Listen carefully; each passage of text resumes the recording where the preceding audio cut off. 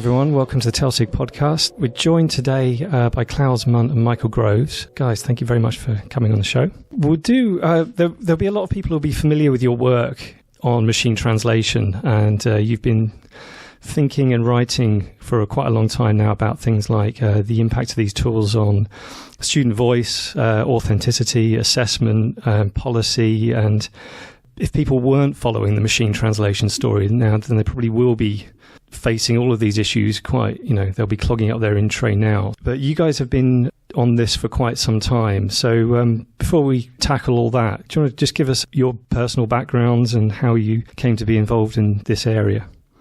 Okay, I'll try to keep this brief. Now, the interest in translation, machine translation, goes back a very long time. When I started studying, I chose translation as my main subject. At the time, that was in the 1990s, and round about that time, that was also when Babel Fish came out, so the first online machine translation tools. Obviously, we were a bit worried at the time, but just for a very short time because it didn't quite do what it promised. So that's where my interest in all this started. It has never gone away. I've been studying translation for quite a while, PhDs in translation studies, and so on. So the interest in EAP came obviously a bit later. That was when I got into teaching languages at some point. So I started out, as probably most people, in language schools all over the place. And then at some point went more into the direction of ESP, English for Specific Purposes, teaching English to business people and so on and so forth. And then at some point in 2008, I joined the University of Nottingham, and then focused very much on the APM since. And then, of course, the technologies that come with the territory, be that machine translation or more recently AI, are obviously something that we need to keep on the radar. So that's sort of my background, my interest in this. Nice, thanks. Mike, over to you. Yeah, so I started, like many EAP teachers, I started in sort of general English language teaching. And I did most of my sort of early career in Eastern Europe. And I then moved into EAP in 2007. Then started off doing a summer pre-sessional course at Birmingham. Unlike Klaus, I remain stubbornly monolingual. So the idea of me as working in translation is not really feasible. And I can remember the early days of looking at Google Translate, because that came out at about 2006, 2007, I think, and just playing around with it and just thinking that this doesn't work. It was not translating into what we would call sort of recognizable English. And I remember sort of translating things from English into another language and then back into English again. And it wasn't the same text. It wasn't recognizable. Around about 2014, 2013, started realizing that it was getting a lot better. And I can remember one conversation with a student whose English had sort of dramatically improved. And the student saying, well, I use Google Translate. And my mindset back then was no, you didn't. It's not good enough. It can't do what you're claiming it can do. But it was beginning to be able to at that point. And that's when the kind of academic interest in the impact that this would have began. Nice. Okay. Yeah. So it has gone from.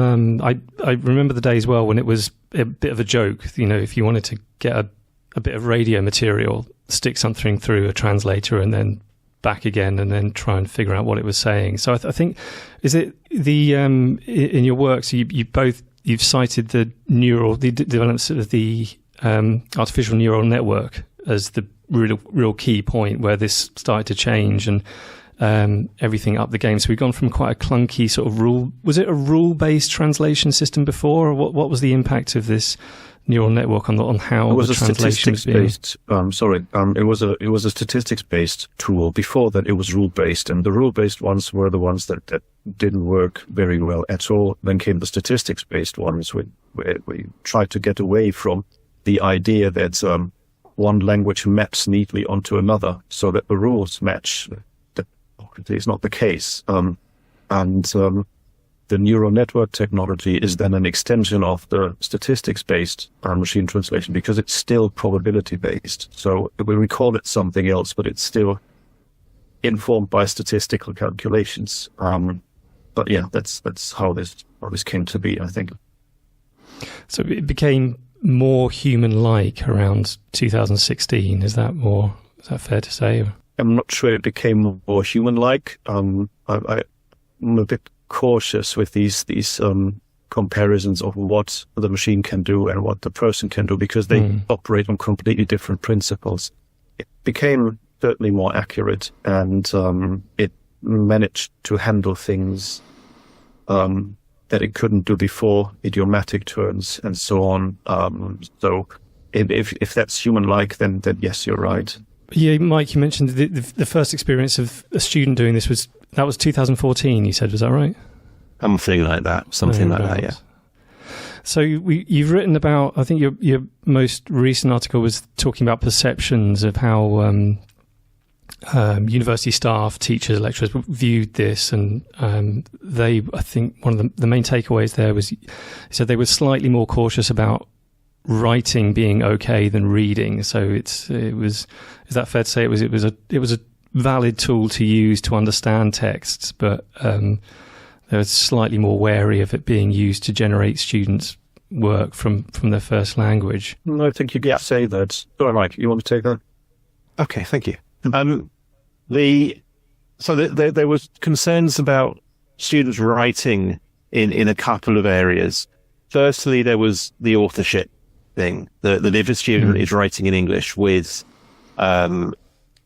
more technological assistance than would be expected, then can that student have said to produce that piece of work? Now, most of the people we talked to were quite comfortable with it, but one or two were questioning that. The other thing that was raised was about the graduate attributes, the kind of, I know it's not a phrase that everybody likes, but the university brand. And if graduates, especially master's graduates, were going out into the world relying on online translation, a couple of people expressed sort of concern about what that would do to the reputation of the university in the long term. Yeah, I think because you added one of the questions, or a question to take away, I think, from that study was the extent to which we should be seeing like the acquisition of English through immersion as being part of the curriculum. So, if someone graduates with a degree from an English-speaking university, we've assumed, perhaps rightly or wrongly, that they would then be able, fully, conversational operative in that language. I mean, what was your reaction when you first came across this, nudging on 10 years ago now, and you realised that this was the state of the technology it was capable? Were there any sort of what was your reaction to the authorship? Did you sort of view this as cheating, or was it a tool even then? I would say, well, my personal reaction still is that it wouldn't be cheating depending on the context. So if you want to measure language proficiency, then that's something you don't necessarily want. If it's more at the university level where somebody studies, I don't know, physics or business or whatever, then I would say, personally, I don't think there should be a problem. One caveat, I'll get to that, I hope, simply because the contribution that a student makes it doesn't matter in which language they make this contribution. If I have an idea and I write it down in my first language, then that's my intellectual property, let's say. So it's my work. If I then use a tool to help me transpose it into the language of assessment, then it's still my idea. So I would argue that it can't be false authorship. The caveat to that is, as Mike already said, that a university makes certain promises or implies certain graduate attributes through issuing a degree to somebody, and the assumption then, and that's an assumption, is that a student will be proficient in English. This is where the conversation gets really difficult, I think, because it really depends on how you view the world, so to speak. Some people call it then misconduct, academic misconduct, because it doesn't align with the university brand. But I think the university brand, or what the university promises an employer, and academic misconduct or academic integrity are actually two very different things. To me, maybe I'm naive there, but to me, things like academic integrity, ethics, and so on, they should be fairly universal concepts within an academic culture. So if I can do it, then my students should be allowed to do it as well, and the other way around. If we equate assessment policies with academic integrity, I think this is where, for me personally, it becomes very problematic, because to me, they're not the same thing. That's something that keeps coming back. It was there from the beginning, the idea, is it cheating or not? And it's still there. So the discussions, now that the discussions are actually becoming a bit more vocal about technologies like this, including machine translation, this is a topic that keeps coming up, and I'm a bit concerned about it. Yeah, I think I remember in one of your presentations I watched, must be 2 or 3 years ago. Time goes so quick. I think it was the UCL one. I saw you both talking about. I think, Klaus, you particularly were quite vocal about it being. I think you talked about show trials of universities, and that sort of gave me pause for thought as well. I think we're probably subject specialists in certain areas, and we find ourselves in these roles of judge, jury, and executioner on whether or not students actually, produce this piece of work. I think there was a lot of takeaways in your paper, though, about the about call for policy. Was that there was a lot of the participants were sort of saying that there needs to be guidance around this. So policy and around use of machine translation and academic integrity are not the same thing. But have you seen any development in these areas since you wrote the paper? We've seen sort of vague policies emerge on university websites. Has there been anything from any institution that you've seen that has helped to distill this difference, separate out machine translation from academic integrity? Is it being treated in a way that you feel addresses some of the issues that you raised? Yeah, I think we're a long way behind the game. It's really pleasing to see people talking about machine translation literacies, and talking about this as a thing that is a real technology that's having an impact. An impact on the way that we teach and the way that students learn. I'm seeing less about institutional literacies.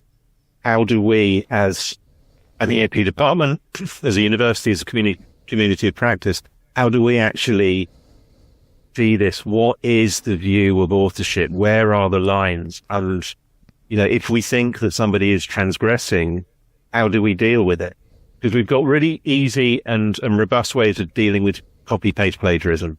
That's really easy to do. And we've got a sort of community-wide, profession-wide way of dealing with that. We don't have a way of dealing with online translation, and just saying to students, you must not use it, or if you use it, you are a bad person, it's not an appropriate way of dealing with this. In answer to your question, I am beginning to see things where people are adjusting the way that they mark students' work. So, for example, if it's something that students do away from out of test conditions where they've got a translator, they're reducing the emphasis on grammar and vocabulary in their marking criteria.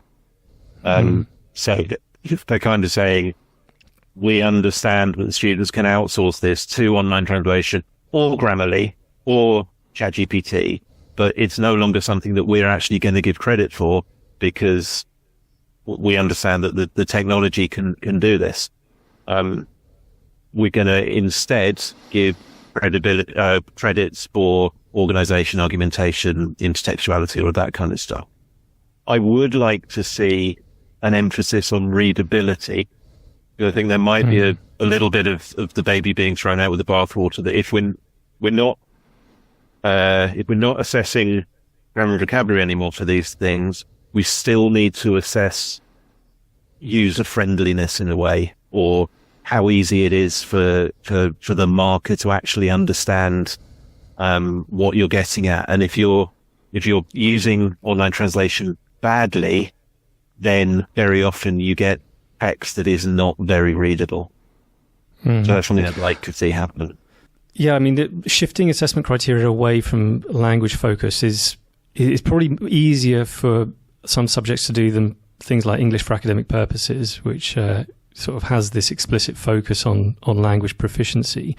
I mean, what's sorry, I don't think it is, because when we go home for a family Christmas, and they say, "Oh, you teach grammar, do you?" They say, "No, I don't teach grammar. I teach all these other things. I teach right to responsibility. I teach cohesion. I teach organization. I teach argumentation. I teach knowledge creation." And the grammar and vocabulary is just one part of that. Yeah. EAP is about so much more than just how to write a sentence. And I don't think we should just say we're not assessing the sentence anymore. I think we should always have two types of assessment. We should have one that can be supported, so the take-home essay, the presentation, and another assessment that the students have to rely on their own competence. So the old-fashioned classroom test, spontaneous discussions. So we're still assessing it all, but we're just being more conscious of where the technological assistance can help and where it can't. So sort of segueing a little bit into learning rather than explicitly talking about assessment. I mean, what's the change that you've seen tech make to the language learning process? I'm thinking, we can all, I mean, Klaus and I were just talking offline when we met briefly before, that it's been a long time since we taught all the things you were mentioning there, like the traditional grammar tropes. I can't remember the last time I taught subject-verb agreement or anything like that. I think there's been a natural progression. I'm not sure, that might be a bit of speculation, but we don't tend to focus too much on these things anymore. I think EAP has evolved a little bit into more talking about the things you mentioned in cohesion and general good writing. Would you? Yeah, I think so. I mean, we have moved, I hope we have moved significantly more in the area of academic literacy rather than, as Mike said, your grammar teacher with some extras or something like that. So whether there is cohesion or whether it is also thinking at the macro level, how to organize a paper, putting your ideas into relation with other people's ideas. So the whole criticality aspect, analytical aspect and all that. I think that's what EAP does these days. I do remember a time when that was slightly different, where it was really more of I shouldn't say things like this, but more of a glorified IELTS preparation, if you see what I mean. But I think sorry for that. We've fortunately moved way beyond that. Is there, though, like at the bottom of this, we've still got one of the things that we're trying to get students to do is to gain a general level of proficiency in the target language. In this case, it's English, and there's been a sort of shift as well in we're paying a little bit less attention perhaps to the form, the specific sentence level form of language in our classes, but is there still because of the technology, have we disrupted the immersion that we sort of assumed was taking place? And this is sort of linking back to the earlier point about, what the expectations are for students to come out of their degrees with. I've noticed it's perfectly possible now, both inside and outside the classroom, to work in your first language. I haven't seen too many studies on the amount on whether or not this is actually disrupting language learning? I don't know. Do you guys know of any, or anecdotally, what's your perception of the role that technology is playing in the actual acquisition of target language? Well, my master's degree dissertation, this is not particularly high level academic research, but I actually looked at an overseas campus of a UK university and whether or not students' grammar got better over their 3 years on this English-speaking campus. It didn't. Right. Now, there's more to communicative ability than grammar, of course, but it simply didn't improve just by dint of being on the campus. So there is a question here of, if you speak to a first-year undergraduate and a third-year undergraduate, I mean, if you put a bunch of first years, second years, and third years in a room and spoke to them, would you be able to tell how far through their university English language degree they were? Probably I don't not. think you would, and I don't think that would be any difference before 2011. I think the assumption that you get better at English just by being on the campus is a flawed one. For certain students, it gives you that opportunity, but it's not a given that it happens. I think there's a fundamental question of identity about what we do. Because do we teach English so students can go to university? Or do we teach students how to thrive at university using the best tools available? And if it's the second one, which I think it is, then the relationship with online translation, the relationship with the primacy of English fundamentally changes. And I think we have to, as a profession, we've got to face up to this change of focus, even if it means asking some difficult questions or understanding some difficult answers. So just to jump in here and then add to this, I think what you asked initially was, does it disrupt the immersion? And but if we think about that, the immersion may not be happening in the first place, as in students don't go and make a lot of local friends, and that's just not what's happening. It may actually facilitate the immersion if I have a tool that can help me communicate. It can get a more reticent student out of their shell because they see this is okay. I can participate. I can communicate. I can ask a question. It's okay for me to maybe hover my phone if I have to over a text just to get the gist or something like that. But that at least I can make a contribution. And as Mike said, if EAP is the preparation, say, of a pre-sessional EAP is the preparation for university.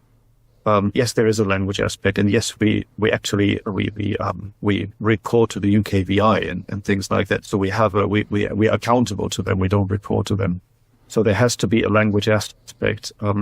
But if we manage to get students to participate with technology, and it helps them become a more versatile, a more flexible student, that actually has a chance at really aiming high here and not just about getting in, then I think that's a good thing. So sorry to interrupt again. You mentioned, Klaus, my least favourite 4 letters, which is UKVI.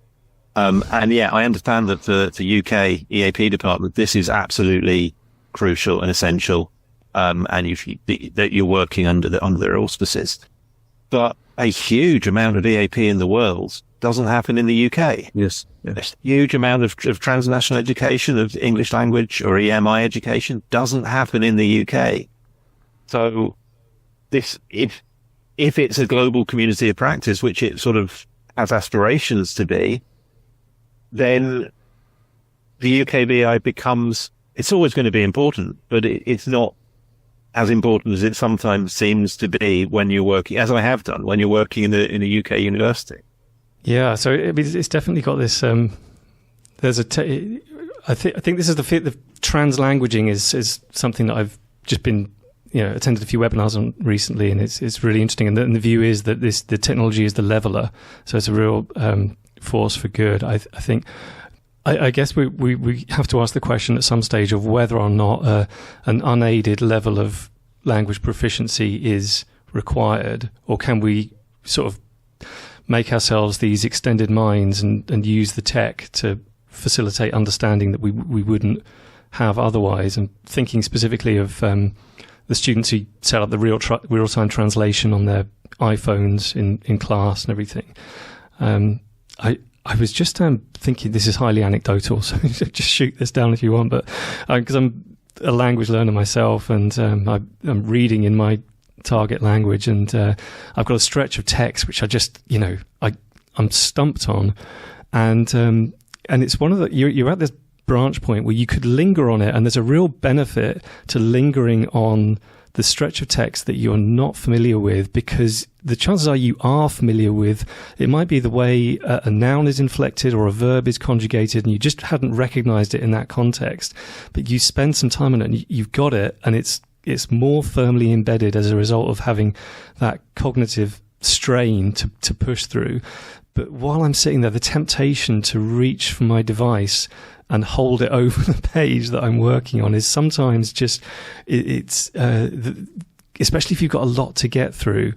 So that was my, I can see how it's dented my ability to learn my target language. I mean, can either of you, have you experienced that at all yourself? Yes, I mean, I can completely relate to this, and because I like learning languages, or trying to learn languages. I like dabbling in languages and trying to understand them. I'm also a bit of a grammar geek when it comes to that. I try to understand systems and things like that.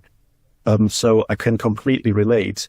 So, but the difference, I would say, is between learning a language and taking an EAP course that gets you into university, or on the in-sessional side through university, helps you get through university. I think the motivations are different. If I want to learn a language, I will do exactly as you say. I will engage with the language and try to crack the code, basically, without reaching for the device if I can avoid it. If I'm a bit more instrumental, I'm in a high-paced environment where I have, say, 10 weeks of a pre-sessional course, or I'm taking a 6-week in-sessional course or something to help me with my studies, then I'm much more likely, I think, to be instrumental, be pragmatic about, and say, what do I care about the most here? To write a decent paper or to learn the language properly? I think in many cases the answer may well be to write a decent paper. The language learning is then is a means to an end, and maybe a secondary concern because we have the technological facilitation. In an ideal world, maybe everybody learns the language first and then does the degree, but that's not what it is, and I'm not sure that's so ideal. Now that I've said it out loud, yeah. So what you say rings very familiar, but I think it's a matter of focus on what an individual wants to achieve. It makes the difference between reaching for the device or not. But there's an aspect of fairness here as well, because some people don't believe that people are good at learning languages or bad at learning languages. As somebody who is terrible at learning languages, I do believe that it's similar to sort of multiple intelligences, that some people have a talent for it, some people don't. Now, this means that if for example, if I want to go through an engineering degree in an English language environment, as a first language user of English, it's easier for me than a first language user of Chinese or French or anything. And yeah, that doesn't quite seem fair. Before we had the technological assistance, we needed a way around language barriers, and English being a lingua franca was the way around them. Now we've got another way around. So, why not embrace it? So I'm laughing now because what you just said, there's a nice implication in this. When we talk about, just going back to the whole academic integrity debate, when people talk about misconduct, they often talk about getting an unfair advantage in an assessment, right? So in a manner of speaking, then the native speaker, without a fault of their own, the native speaker of the language of assessment has, so to speak, in the widest sense of the word, an unfair advantage over all the students who come in, who we recruit, universities recruit, knowing that they will struggle, knowing that they have an additional challenge. So where does the unfair advantage lie? Does it lie with the technology user? In an environment where we can safely assume that the same technology will be accessible to everyone. So if you're in the UK, you can access Google Translate, for instance. Or does the unfair advantage lie with those people who've gone through the entire schooling system and grew up with the language? I think that's an interesting thought. So on that point, I mean, is the emergence of freely available generative AI, has that kind of now brought the native speakers into this debate and put everyone on more of an equal footing? Because Klaus, when we were talking before, you said machine translation was still pretty much, you're viewing it as a separate issue still. It's kind of obviously intertwined with the generative AI debate, but we're now asking the same questions of native speakers, so-called, as we are of people coming to study in the UK from different languages. Has machine translation and all the discussions been kind of entirely subsumed, or is there? You said that you felt there were still some unresolved issues in the machine translation side. Is there? Where would you see the discussion going next, specifically with regard to machine translation, and how separate is it from generative AI?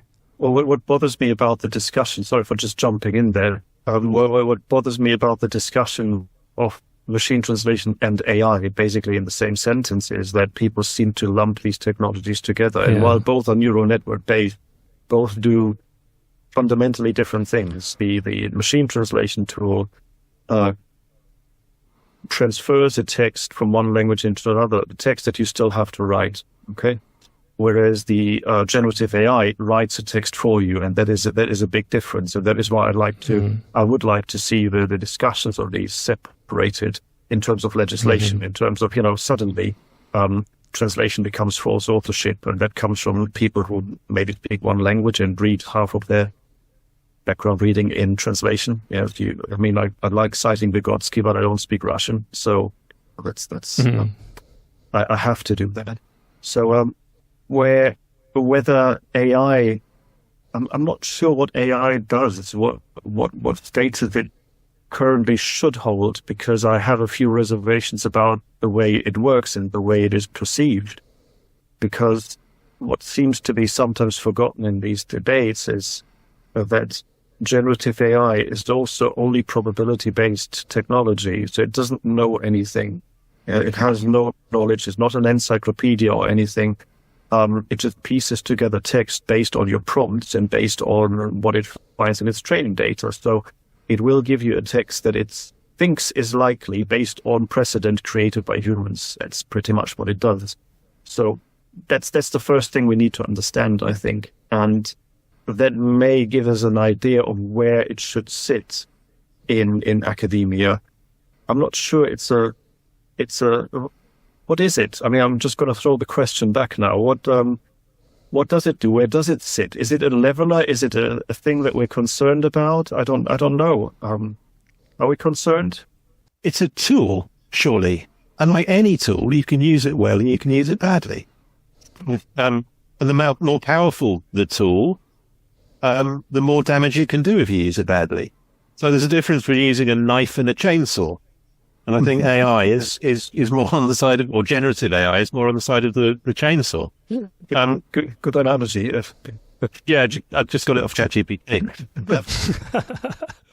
I mean, I think to echo what Klaus was saying, I think we've got to be really careful with the language that we use here, because AI is everywhere, and it has been everywhere for a long time. Well, I mean, Netflix recommends films to me on the basis of AI. Now, compared to ChatGPT and large language models, it's quite a simple AI, but it is still AI. In the academic world, when I look at a journal article, it suggests other journal articles that are in the same ballpark. That's AI generated. So there is a difference between that kind of AI. There's a difference between machine translation and generative AI.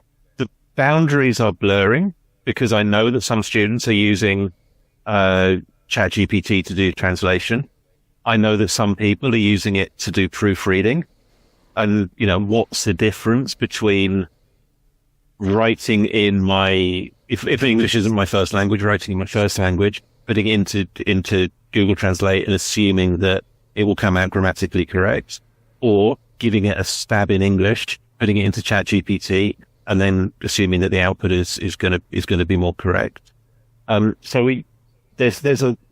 if we're going to address this, we've got to be thinking with nuance about the functionality, about the use, about what it does well, about what drawbacks it can have.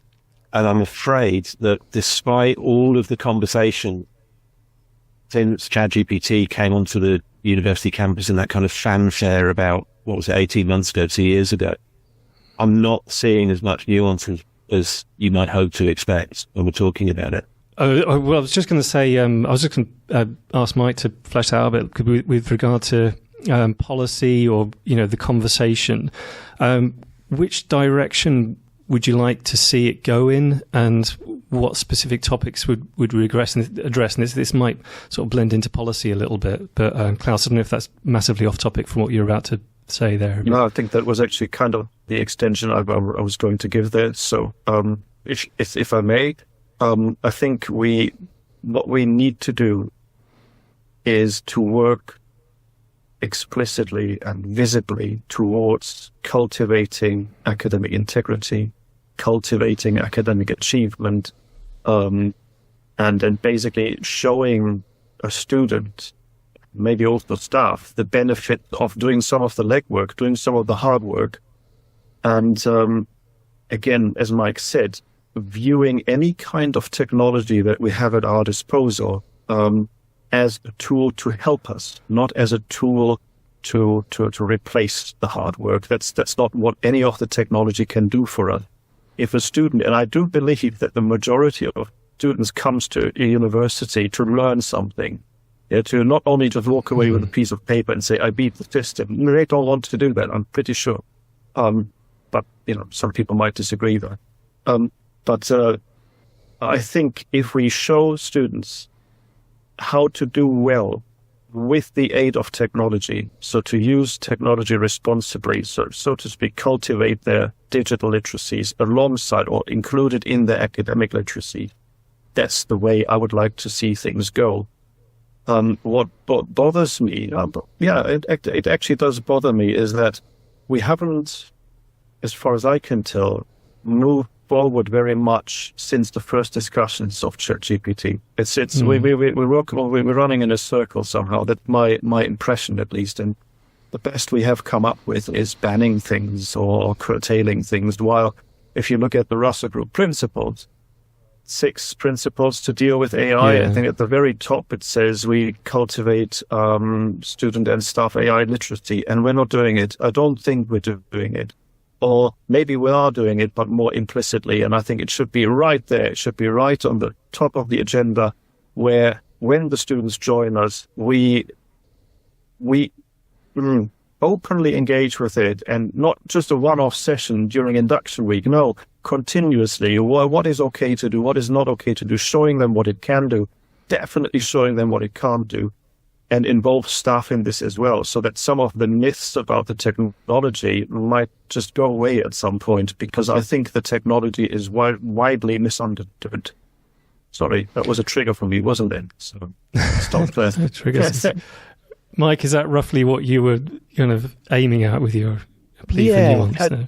And I mean, adding into putting it in our teaching throughout courses, throughout degrees.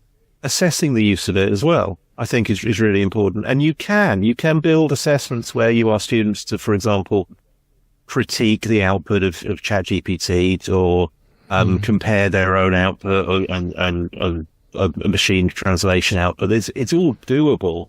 It takes a bit of creativity, it takes a bit of problem solving, but it's all doable. I think though the biggest point I want to make about policy is the mistake that EAP made is that we thought about it as an unchanging technology. 10 years ago, when it first started sort of slightly popping up on people's radar, we thought, well, it's not very good. We don't need to do anything about it. We can spot it if students use it. And even if they do use it, it's not going to help them. You look at it today, and it will write with virtually no lexicogrammatical mistakes. Okay, that's only 10 years. I'm wearing a shirt that is older than that. So if we're looking at policy making, we shouldn't be looking at policy for today. We need to be looking at policy for 5 years and 10 years' time. And just because, for example, ChatGPT uses the word delve a lot, or ChatGPT sometimes makes up references, which it seems to be doing less these days. Sure, we need to take that into account for today, but we also need to be looking 5 years, 10 years down the line and thinking about what we will need to do and how we can do it. And I think that is the lesson that we got from machine translation, because we underestimated it. And now we as a community of practice, we're behind the game. Yeah, I think you've kind of summed up some of the concerns I had, because I've been on a number of webinars and discussions with people who've said, well, don't worry, because it can't do critical thinking, or it can't. Yeah, you can easily tell whether something's AI generated because it feels very generic. I'm like, first of all, you got a couple of recent studies that have come out. I don't know if you've seen. There's one that made the BBC news about, I think, like 94% of the papers they sort of injected into this marking stream went undetected. Psychology, that's right. Yeah, and generally they were of a higher standard than a random human, genuine response.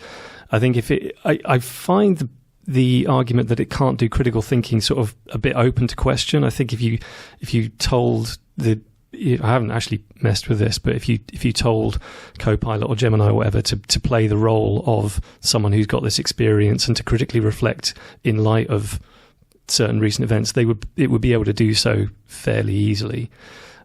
So yeah, the idea that we can call this out or don't worry because it'll never. I think we have to assume that even if that were true now, I'm not sure it is, that in 5 or 10 years' time, it's not going to be the case. They'll have fixed the delve bug, and to the extent that's a massive problem, and we should start thinking about how to. Hi, sorry to interrupt you. The kind of person that says chat or AI will never be able to do critical thinking is the kind of person that cannot do critical thinking. It will develop, or it will at least develop a simulacrum of it. It will develop a reflection of it. And that's what we assess. We don't actually assess students' critical thinking. We assess what they write and what they say and make the assumption that they've gone through the process. So that's a bit of a poke. But no, I get very, very animated where people say, especially about certain nationalities, they can't do critical thinking because that is such a lack of criticality in the person saying it. Yes, well, I think that's that. The idea that by dint of being speakers of English, we're also have an innate ability to teach the art of critical thinking to nationalities that don't have it. I think is.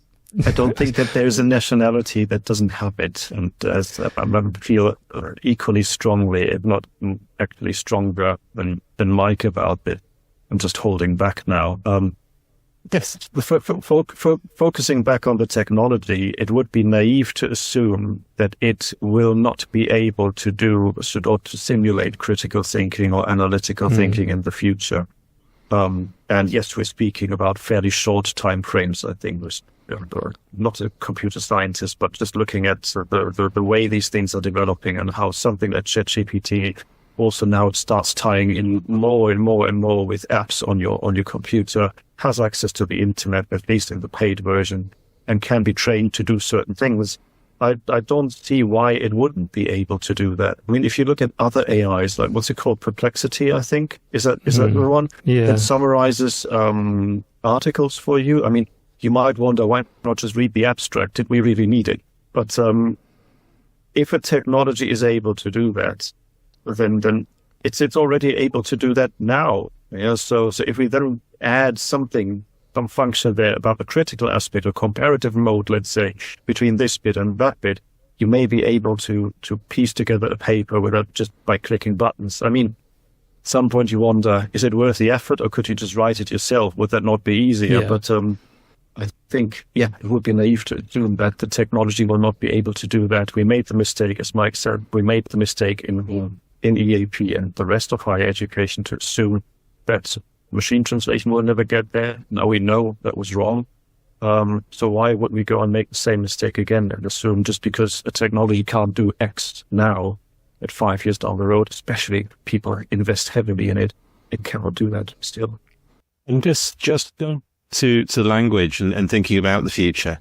Just one thing I read that my newsfeed just threw up at me. The Windows already has a captioning feature. So it's basically a subtitling feature for anything it picks up in the microphone. The next version of Windows laptops will include Copilot in them. And that will have simultaneous translation. So the subtitles will be translated on your laptop. We're also in the 2 or 3 years before glasses, what do they call it? Spatial computing becomes widespread, cheap, and reliable. And again, we're thinking we're looking at some of those glasses having subtitles in them, which can be simultaneously translated. Now, once that happens, and it's reliable, 2 people could conceivably have a perfectly rational, intellectually challenging, real-time conversation without the need for a shared language. And that's the point where I think things will again, we're going to have to really think carefully about what we're doing. One of the sort of natural next questions would be future directions. I mean, I'm interested to know both about your future plans for research and where you're going with your machine translation research. But I'm also, just off the back of what the conversation here, is future directions for English for academic purposes, academic literacies, and things like that. Seems like a good discussion point as well. So feel free to tackle any of those that you want. But where do you? We've talked about 5 and 10 years time.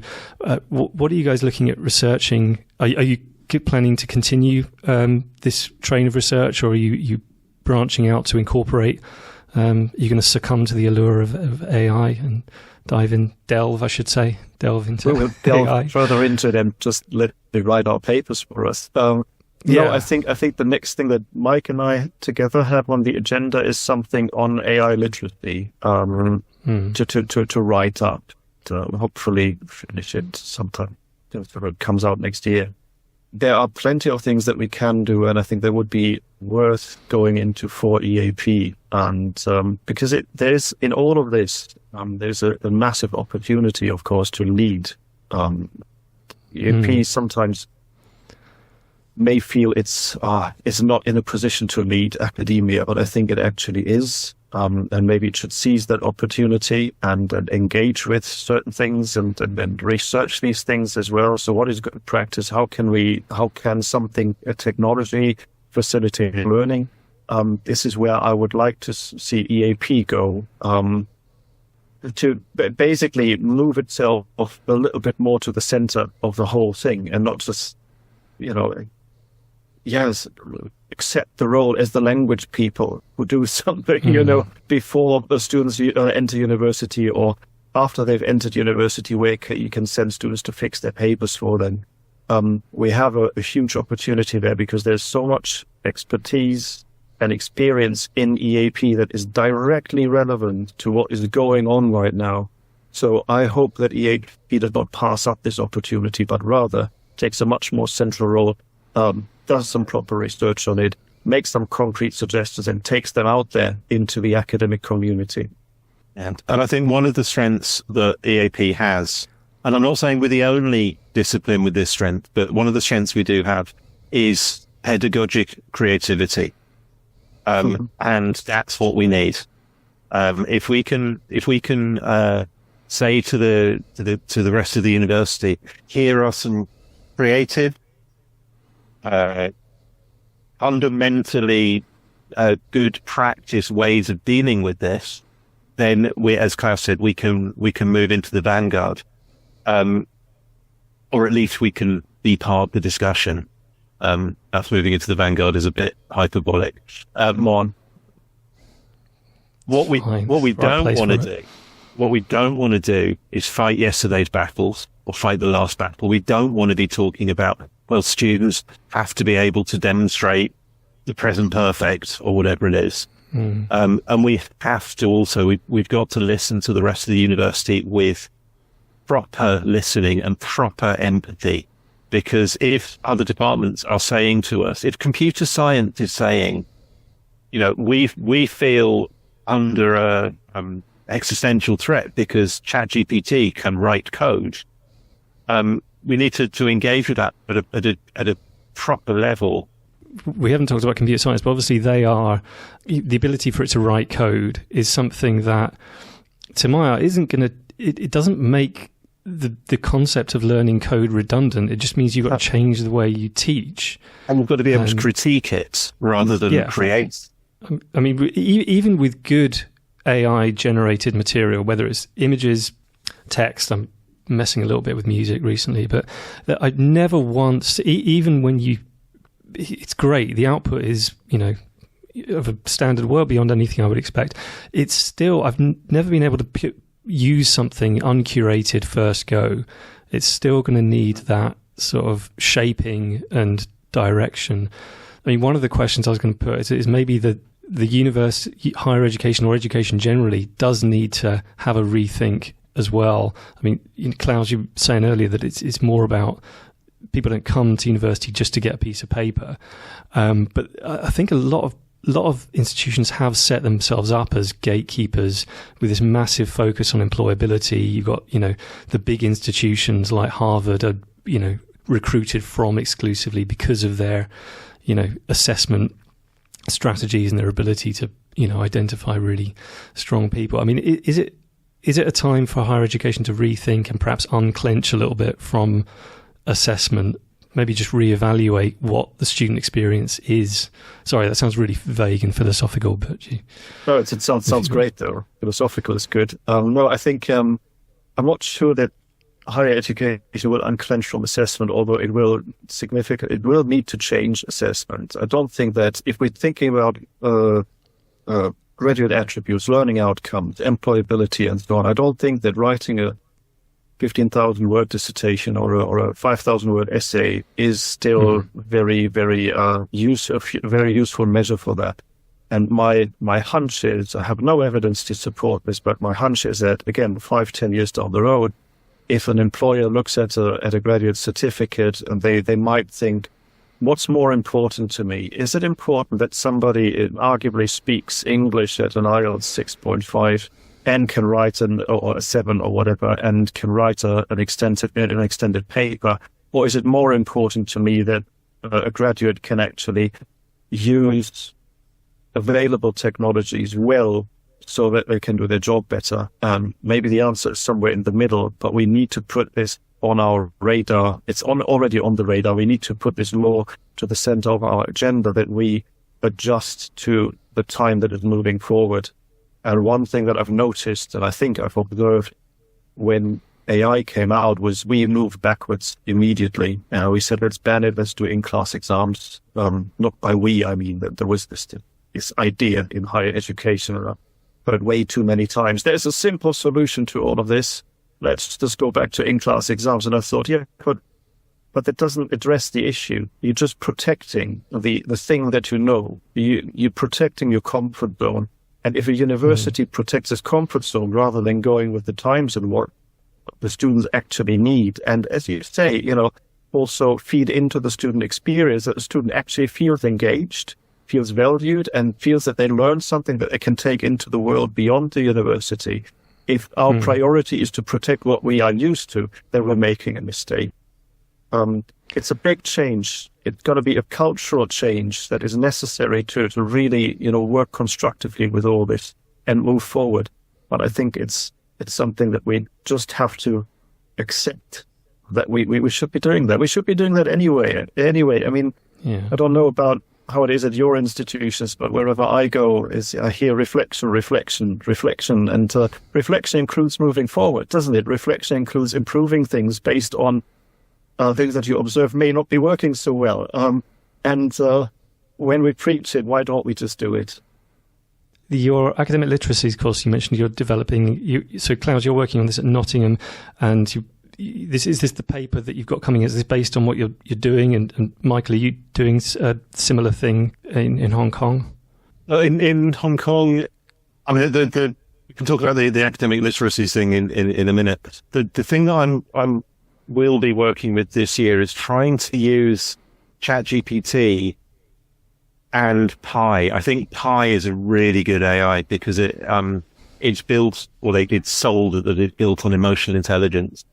But using that as a coaching tool, and using ChatGPT as a language generation tool, because we know we can't trust the factual content of it. We do know we can trust the linguistic quality of it.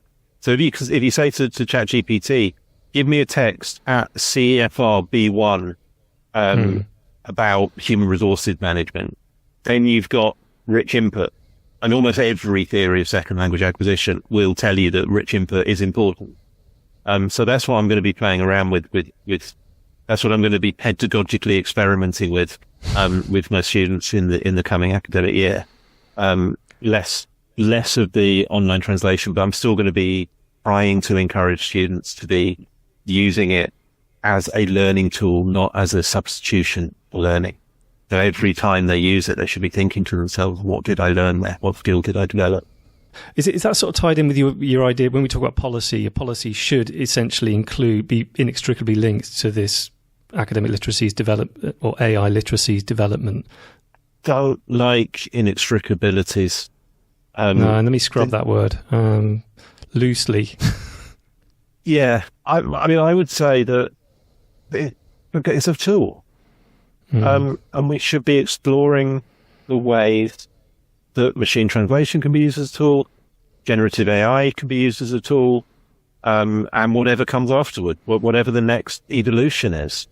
And our goal, despite what I said earlier, our goal at the moment is about communicating across language barriers in an academic context or a professional context. So let's think about how we use these tools to help students develop that quicker. It doesn't take away the hard work. It doesn't take away what you were saying earlier about sweating over a paragraph that you can't quite understand. The end result of that effort is that you get a bit more insight into the way that the language works. It doesn't substitute any of that. But it's about how we use it as a tool. Just like how when I was learning French, when I was technically learning French, when I was not learning French at school, we were using dictionaries as a tool. It's the same process. It's just a different piece of technology. Just going to sort of round us off by asking you both about your not necessarily linked to the topic at hand, but how you've done what a lot of people want to do and made yourselves practitioner researchers. So you're both firmly rooted in EAP, but you've also published in quite high-profile journals. You've got a really nice path of research and developed a subject. So have you got any? How do you juggle that? I presume there's a lot of pressures on your time, which is something that a lot of people who are teachers but want to develop their career by doing practitioner research. How did you juggle it? How did you get into it? And how did you get good at it, I guess, is my big question, especially the time aspect, because I assume that most people have a similar contractual status, which is mainly teaching or exclusively teaching. So you don't really get time allocated in your workload for doing research. And then it becomes a matter of how far am I willing to go with this? Am I happy with writing up a paper on a Sunday afternoon when I could be playing with my kids or something? that's a decision you have to make, of course. For me personally, it helped a lot to team up. I mean, if you do it with someone, I mean, there's a reason that Mike and I have been doing this together for 10 years now. I think because you can motivate each other, you can bounce ideas off each other, you can get excited about something. So I think one mistake might be to say, I'm going to do research now, but I'm going to do it in my bubble. I'm going to do it all by myself. Because the advantage of our contractual status is that we are not under pressure to publish. We're not under pressure to publish in the high-end journal. So we don't, have to churn out this many papers every year. So, and I think once you kind of found your way of doing this and managed to secure pockets of time, and whether that is during your work hours or whether that is sometimes at the weekend, once it starts rolling, it keeps rolling. Sometimes you have to kick yourself in the backside and then say, okay, maybe we should do something else, because otherwise you just disappear again. And then it was a fad. Not sure I'm answering the question, but I think it's about taking the initiative on this. There are 100 reasons not to do it. And if you believe in them, then you will not do it. But there's also plenty of good reasons for doing it. And that is, if you want to be part of the discussion, not you personally, but if you want to participate in the discussion, make your input and so on, then I think it's really worth doing it. And the practicalities of it are simple enough, I suppose. You identify what you want to research, you brush up on your methods. So for me, that's constantly brushing up on statistics, because I can't do that. But that's something that you get to pick and choose. That's the nice thing about it. You choose your own methods. You just have to be aware that with certain methods, you don't land in certain journals. So there are journals who like mixed methods, and they won't take you if you only do qualitative stuff. But, for EAP journals, I think, like GEAP, for instance, they are perfectly happy with good research as long as it sounds, regardless of methods. Yeah, and I think actually in the things that we've published together, we haven't actually used statistics. We've used sort of basic things like counts. We counted something once. Yeah, that's about it.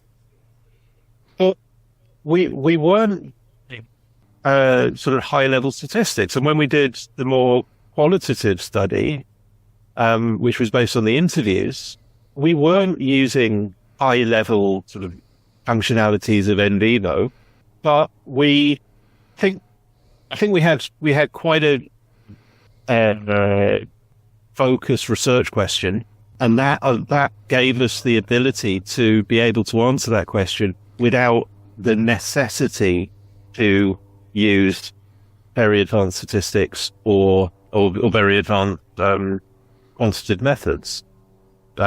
methods, should I say? So yeah, I think some people get put off by saying, I don't know how to do it. I can't do stats. You don't always need to do stats. And if you do, YouTube. I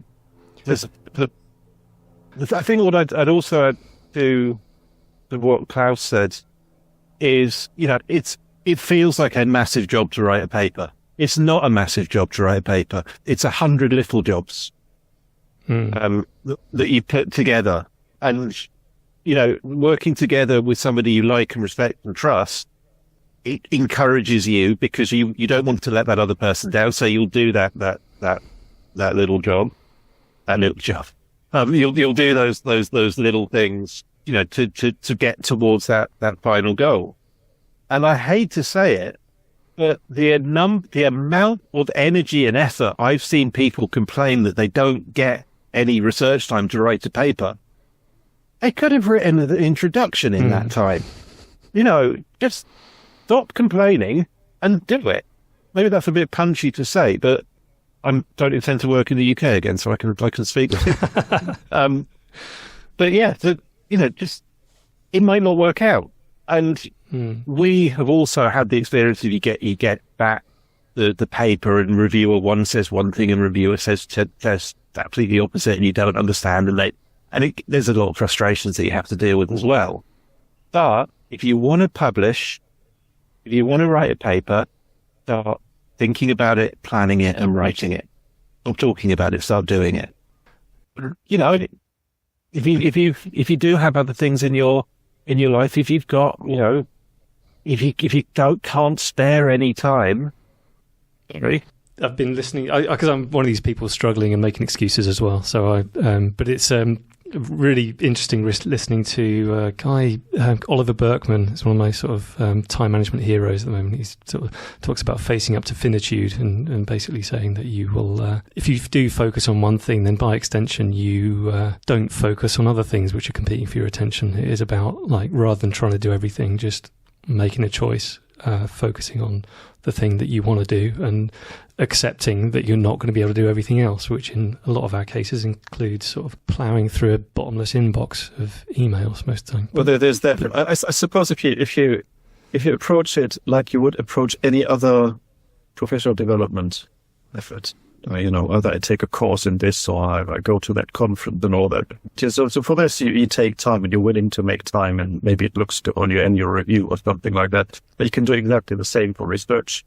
Research is a bit more complicated because you need ethics clearance and so on. But once you've engaged with the system, I think it becomes fairly transparent, and then you know how to do it. And the second time will be easier, and the third time will be easier because you know what you're doing. It's getting over this first threshold of starting. I think that's what you need to do. I think that's maybe one way of looking at it, where it doesn't matter whether you're doing research or you're going to that session that other person from that department is running. Use that time, approach it in the same way. Brilliant. Okay, well, thank you very much, both. This has been a really interesting conversation that's going to be... I was just going to say, I'll link to your main articles and work on this so far in the show notes. And other than that, I'll just say goodbye to our YouTube audience now. Thanks very much, Mike Groves and Klaus Mundt. Thank you. Thank you.